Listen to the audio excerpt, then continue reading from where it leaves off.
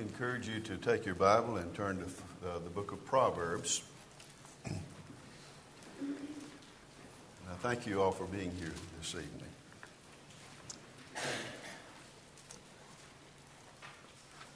The book of Proverbs is basically written to the young man, teaching the young man how to be very discerning and how to live the best life that he could possibly live. But you can't do that just on automatic. You're just not going to glide right into the great life. There's no way that human wisdom alone will get us in the best places. And so the book of Proverbs is designed to teach the young man skills in discernment. And a lot of times he'll place some things opposite one another and say, here's what happens when this is the case. Here's what happens on the other end of that spectrum. And so you choose between the two. Make some choices. And it exercises your mind. But it starts with this premise in Proverbs 1, verse 7, that the fear of the Lord is the beginning of knowledge. In other words, we don't have knowledge if we do not begin with a respect for, a great adoration for, a reverence for God. People who do not know God do not know how to live. And therefore they get in all kinds of trouble. But that should not be the case with us. It should be the case with us that we're starting the platform upon which we operate our lives on the premise that God is real and that God deserves our great admiration and respect. And then we operate from that platform. Now, if we don't have that platform in place, we need to get it there. But the book of Proverbs is basically about training yourself in wisdom.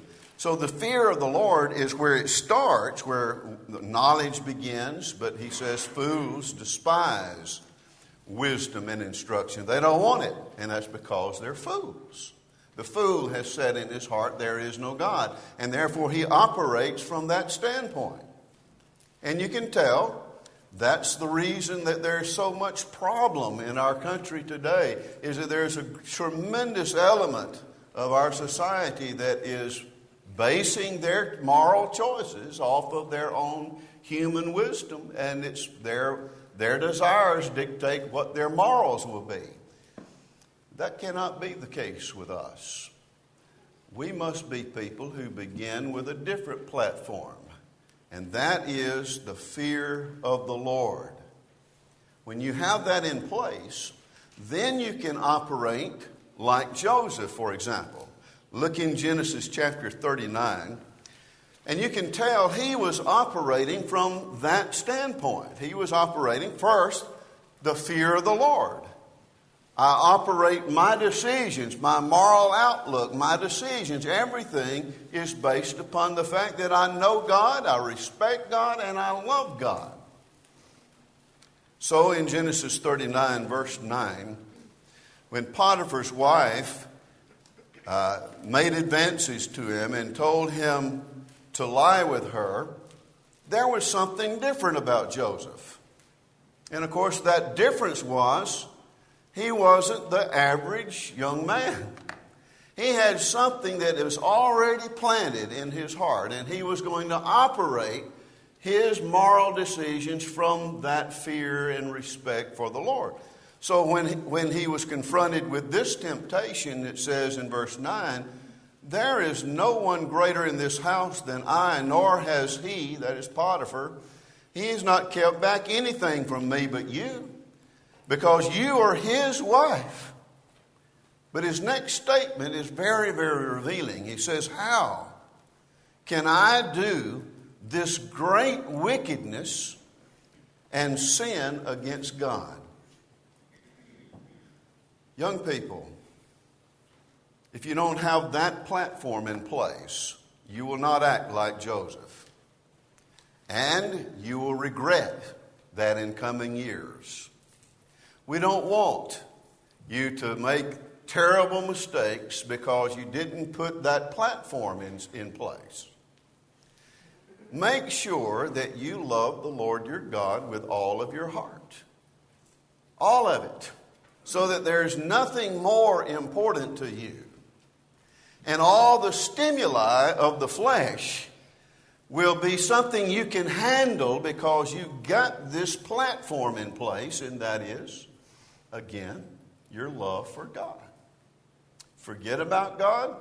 The works of the flesh will draw you in and will destroy you. And that's why the book of Proverbs keeps on emphasizing this very point.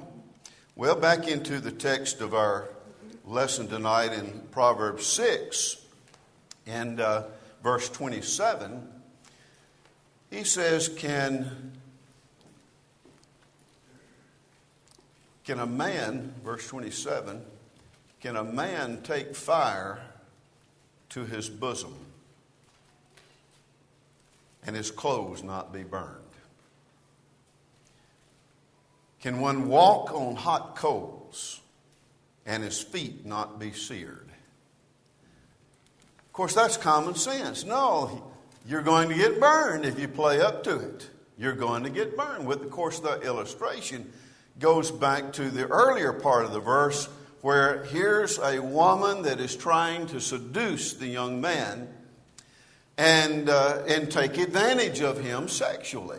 And, of course, the passions of the flesh, if there's nothing to stop it, if there's nothing to control it, is going to get this young man in trouble. And it'll do that to you. It'll do that to you in youth, middle age, and in older ages as well. So I want us to talk about playing close to fires.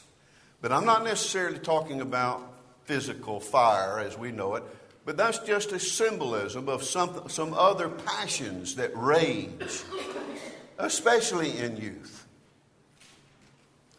For example, I want to focus on three things: drugs, alcohol, and fornication. Those three things are emphasized in one way or the other throughout the Scriptures. They may not have called them drugs, but the word for drugs is used in the Greek for pharmacy. Those terms are used as the works of the flesh in Galatians 5, verses 19 and forward. And so there are words that have to do with this issue. But now I want to talk in particular about uncontrolled substances. How does a person get so wrecked out on drugs? And I'm sure that you've seen, at least in some of the talk shows where they bring in some young lady or young man that has been trying to deal with drugs, but they can't get off of it. And you ask yourself, how did that young man, how did that young lady get so messed up? And I want to say, it starts about the same way every time. Look at it this way. On the issue of drugs, how do people get caught up in that? Well, of course, you can't do it probably right here in this assembly, and so that's not going to be where it takes place, but it'll probably take place as some student at school, some person that seems to be real cool, and you want to be in that person's presence, and you want to be friends with that person. Usually, the first step is to get close to people who use the drugs. Now, if you could avoid step number one, then step number two will never take place. Step 3 doesn't take place. Step 4 doesn't take place. But it always begins somewhere in this little area called getting close to people that you think are cool and that use those drugs. Well, 1 Corinthians chapter 15, verse 33, warns the wise person. The unwise person will flip that off and not pay attention, but 1 Corinthians 15:33 says that evil companionships corrupt good morals. You got good morals, but then you're companions with somebody who doesn't have those kinds of morals. They don't have the platform of loving the Lord your God with all your heart. They don't operate off of that. And so you form a close companionship with somebody that does not love the Lord their God with all their heart, and therefore dabble in drugs. That's the first step.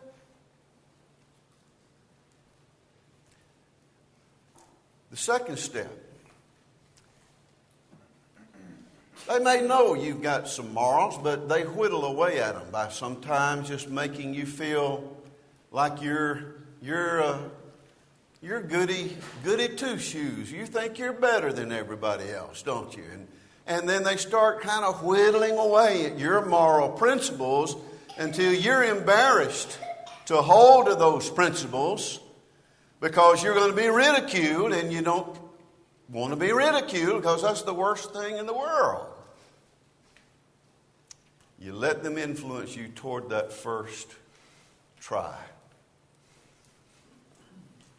Now, step 2 would never take place except there was step 1. And step 2 just kind of works its way into that because you let them keep whittling away at your morals until you give in and you say, well, it doesn't seem to be hurting them too much, so I'm sure it won't hurt me. And so you try. Third step is you tell yourself, I handle that okay. I think I can handle it another time, and I'll be okay. It's worth trying again. In fact, it felt really strange at first, but it brought some type of pleasure, some type of euphoria, and I like that. You see, step 3 would never take place except you already took step 2 and step 1. In every case of drug overdose, of drug addiction, in every case, it starts with that first step, which leads to the second step, which naturally then will lead to the third step. And the third step leads to the fourth step, which is you tell yourself, I can quit this anytime. I've got control. I can quit this.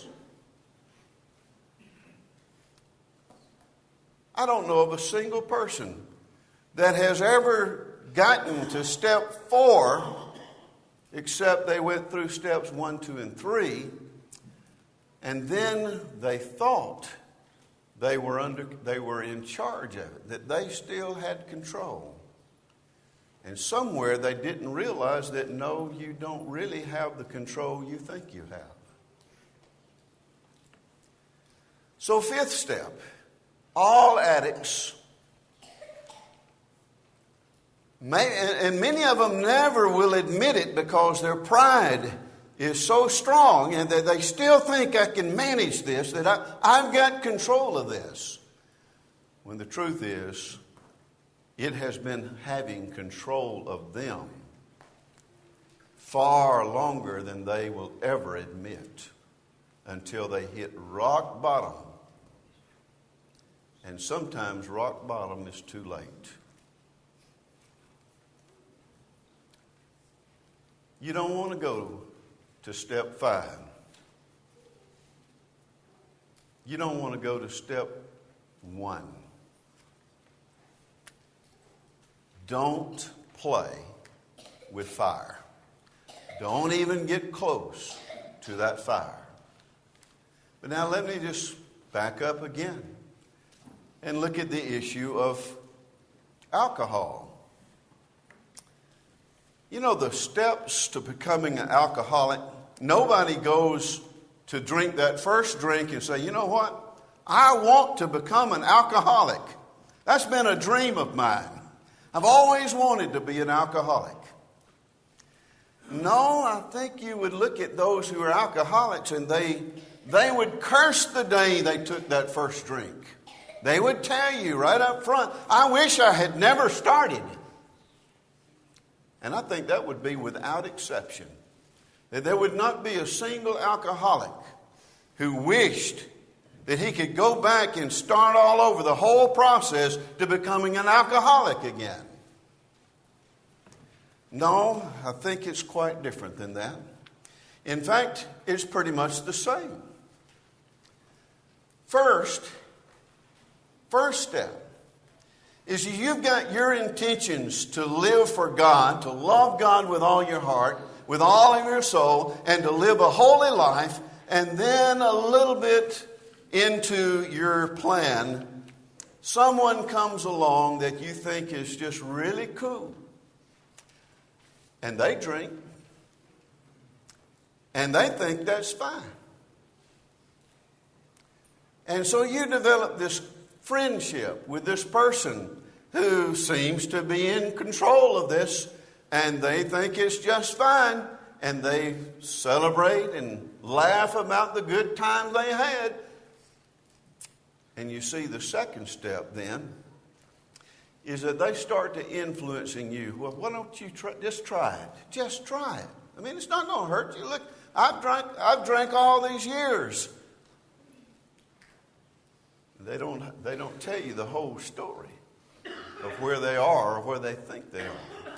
Secondly, they keep influencing you because you give them that chance to influence you. And you let them keep on until you feel like, well, I don't want to be so odd. I don't want to be the oddball. The oddball in what group are you talking about? The oddball in that group. You see, because you don't have to be an oddball in a group of Christians who hold the same platform and stand on the same platform that you are supposed to be standing on. You see, that's not even a consideration when you're standing on the right platform with the right people. But the second step, though, is pressure. Peer pressure, very strong. And thirdly, then you tell yourself, you know, that wasn't so bad. In fact, I kind of felt strange at first. And then I kind of started acting silly and kind of acting ridiculous. And that was fun. All the while not realizing that what you really are is ridiculous. You tell yourself that the pleasure is worth trying again. And fourthly, you tell yourself, well, I've got control over this. I knew some friends growing up in high school, and they really got down into becoming an alcoholic. And there was no point in time where they were willing to admit, you're controlled by this stuff. They thought they had control over it. But you know, all alcoholics went through all four of those steps before they hit the rock bottom. And you ask yourself, how do you avoid playing up to the fire and getting burned by all of this? How do you avoid that? Well, you avoid this first step, which will help you avoid the second step. There won't be a third step, and there won't be a fourth, and there won't be a fifth. You see how that works? When you play up to the fire, you give yourself opportunity for those things to happen. But now the third thing, fornication. Sexual immorality. The word fornication means sexual immorality of all sorts. That can be sexual relations before and without marriage, that's fornication. Adultery is fornication. Bestiality is fornication. Homosexuality is fornication. Pedophilia is fornication. Every form of sexual immorality comes under this word fornication. But how does that happen? How does a person get caught up in fornication? You remember, the New Testament emphasizes that the marriage bed is undefiled. And then if you're in 1 Corinthians chapter 7, it says if you're burning with passion towards someone, you need to marry. You don't need to burn with passion. And so marriage is the only legitimate place God says that this desire can be fulfilled. All else will be fornication. So the first step, in every case where a young man or a young woman experiments in this region, is you get close to those who do not have a platform of loving the Lord your God with all your heart like Joseph. If we had that platform in place like Joseph, then we would never get to step one, getting close to those who give in to passion and then they influence you to try and lose your moral virginity. So they keep influencing you. And you get into situations where that can happen. I mean, you may just be winding up in a parked car in a dark alley or in dark woods somewhere. What you did then is in step 2, you gave yourself the opportunity to commit fornication. Playing with that fire of passion is dangerous. And thirdly, those who get caught up into that immoral lifestyle tell themselves that it's worth trying again and again. There's no stopping point.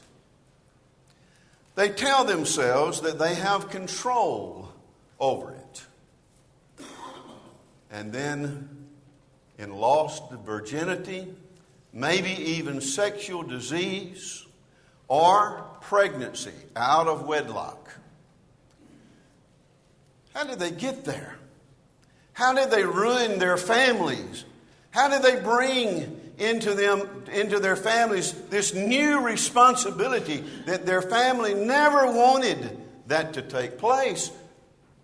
But it's got us here because we took step 1. Now, let's go back and reevaluate. How does this happen in all 3 of those cases? James chapter 1 gives us a lot to reflect on. James chapter 1 is about wisdom.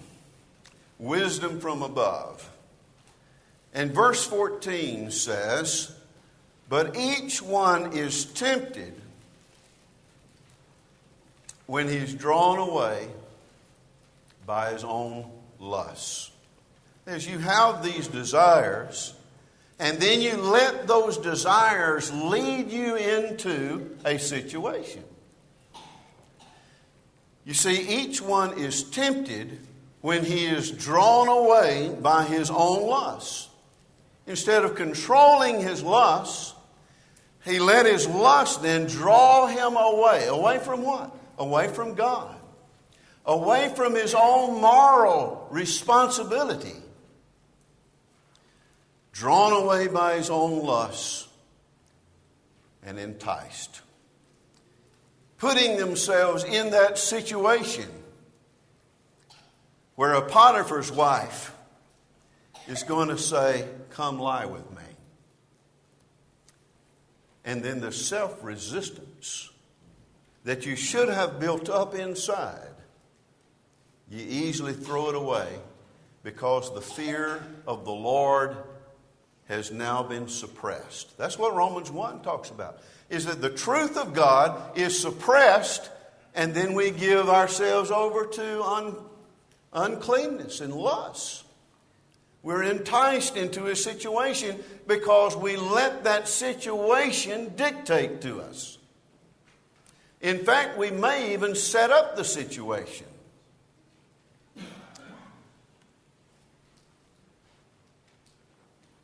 Sin then results, and then after that, death. Well, how did this happen? How did we get to this point? And again, it reminds us of our passage in Proverbs. You played with the fire. And when you play with fire, you're going to get burned. So, how do we avoid getting burned in any of these? Other things as well, but these are three that we're focusing on. How does it start? How do you avoid it? Well, you cut off the place where sin starts. That should be easy for us to grasp, but sometimes hard for us to remember. But look in Proverbs 23, and the proverb writer here tells us something about how do you deal with alcohol. Well, this is the way. Proverbs 23, and look at verse 31. Proverbs 23, verse 31. Here's how you handle it. Who has woe? Who has wounds without cause, verse 29 says? Well, it's those who linger long at the wine. Those who go in search of mixed wine. They're the ones that have these problems. Well, how do you avoid getting into those problems? Well, verse 31. Verse 31 says, do not look on the wine when it is red, when it sparkles in the cup. You know, I sit in some restaurants sometime. I look across the room. There's somebody's got a glass, and it really looks like that'd be really tasty. It really looks good. It's got red, and then got maybe some cherry and other things on top. And I said, man, that looks like that'd be good. But then you remind yourself, you know what? It may taste good, but then it's going to bite you. So he says in verse 31, don't look at it when it's red, when it sparkles in the cup, when it swirls around smoothly. At the last, so you got to look at the first, and then you got to see what happens at last, though. At the last, it bites like a serpent. It poisons you.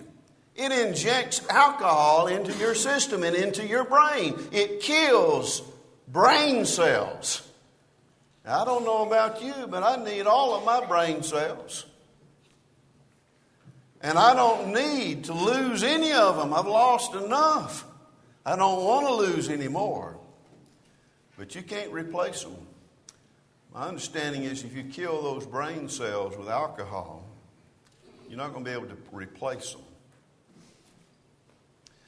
So at the last, it bites like a serpent. It stings like a viper. Your eyes will see strange things. And your heart will utter perverse things. Words that come out your mouth that you'd never thought you'd say. And that if you, under normal circumstances, you'd be embarrassed that you said those words. And you wouldn't say them in your parents' presence. And you wouldn't say them when you're in association with the young people at church, maybe. But he says here, you'll utter perverse things. Yes, you'll be like one who lies down in the midst of the sea, and like one who lies at the top of the mast saying, they have struck me, but I was not hurt. They have beaten me, but I didn't even feel it.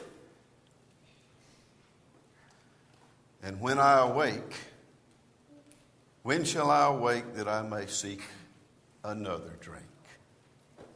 You see, the point of the proverb writer is don't look at it when it swirls, because here's the end result. Jesus makes this point in Matthew 28 in regard to fornication. Look at Matthew 5:28.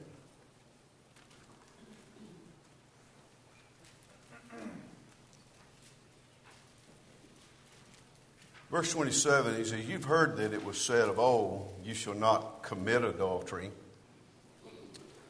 But I say to you that whoever looks at a woman to lust for her has already committed adultery with her in his heart." So where is this adultery taking place before the action takes place? It's already committed in the heart. Well, that's the same thing as don't look at that wine as it's red, as appealing to the lust of the flesh. We don't look at that woman to lust after. Or in the case of women, I think this principle would be the same. Don't look at that man.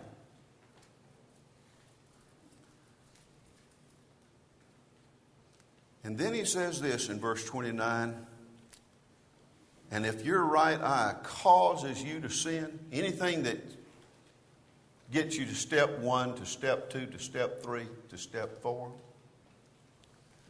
If your eye causes you to sin, then you don't need that eye.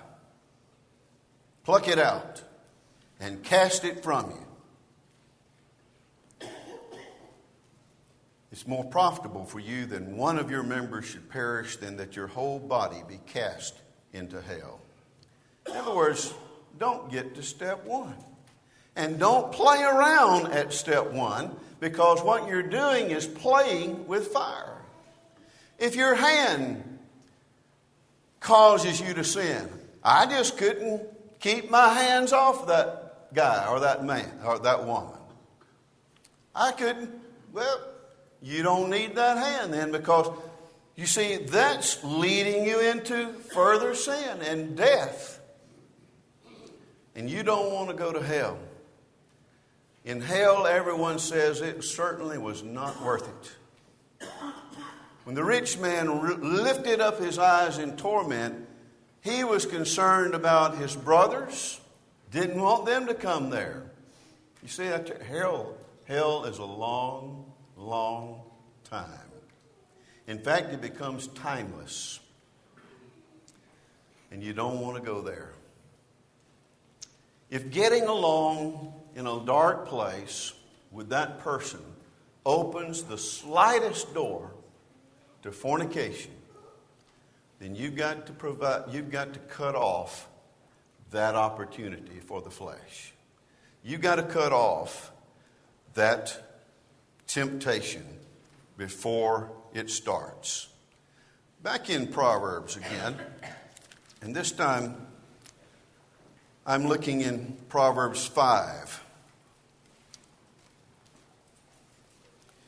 And in Proverbs 5, starting with verse 15, proverb writer says, "Drink water from your own cistern, and running water from your own well.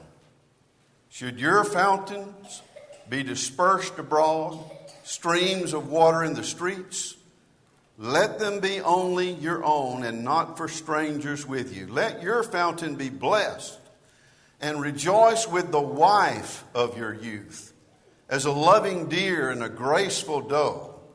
Let her breasts satisfy you at all times, and always be enraptured with her love. For why should you, my son, be enraptured by an immoral woman and be embraced in the arms of a seductress?"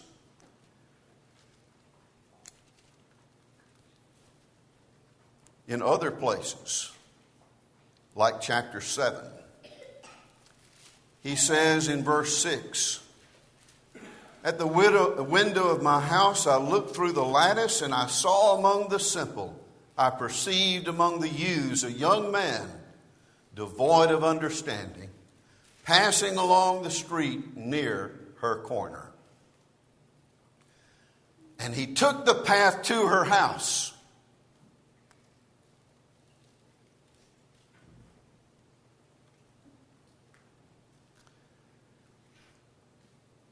And passing along the street, he took the path. Remember the steps? He took the path to her house. In the twilight, in the evening, in the black and dark night. And there a woman met him with the attire of a harlot and a crafty heart. She was loud and rebellious. Her feet would not stay at home. At times she was outside, at times in the open square, lurking at every corner. So she caught him and kissed him. And with an impudent face, she said to him, I have peace offerings with me. Today I've paid my vows. So I came out to meet you. You're special. Diligently to seek your face. And I have found you, you special one. I have spread my bed with tapestry colored coverings of Egyptian linen. I have perfumed my bed with myrrh, aloes, and cinnamon. Come, let us take our fill of love until morning. Let us delight ourselves with love. Where did the young man make his mistake? He took the path to her house. And that gets us then to the New Testament warnings in 1 Corinthians 6, where he talks about in verse 9 that you must not deceive yourselves. Those who practice these things will not inherit the kingdom of God. And verse 18 says, flee fornication. That's like Joseph did. And I think this passage in Romans chapter 13 is very, very crucial. Stamp this on your heart and remember it and use it. Romans 13 verse 13 says, let us walk properly as in the day, not in revelry and drunkenness, not in licentiousness and lewdness, not in strife and envy, but put on the Lord Jesus Christ. Put him on so that he's part of you now. And you're not going to take him off and then put on your old garments. You're going to put on the Lord Jesus Christ and make no provision for the flesh to fulfill its lusts. In other words, don't take step one. That's making provision. Make no provision for the flesh. Well, I know that this probably targets all of us at some point in time. And maybe we've messed up. And some of us have repented. And maybe there are some who haven't yet repented. Do you need to start over? And let me say, you can. You can start over tonight. Jesus is all about new starts. Taking that old life that you were messing up and then entering into a new covenant with Jesus Christ. Start all over. 2 Corinthians 5 verse 17 says, old things are passed away now, and everything is new now in Jesus Christ. Well, you can do that. In fact, Jesus calls for you and says, come to me, all you who labor and are heavy laden, and I will give you rest. Take my yoke and learn from me. Jesus is all about starting over. Repentance is all about new starts. You've never obeyed the gospel. You need to come tonight, get rid of the old life, and begin the new one. If we can help you in any way, please come and let your wishes be made known as we stand together and sing this song.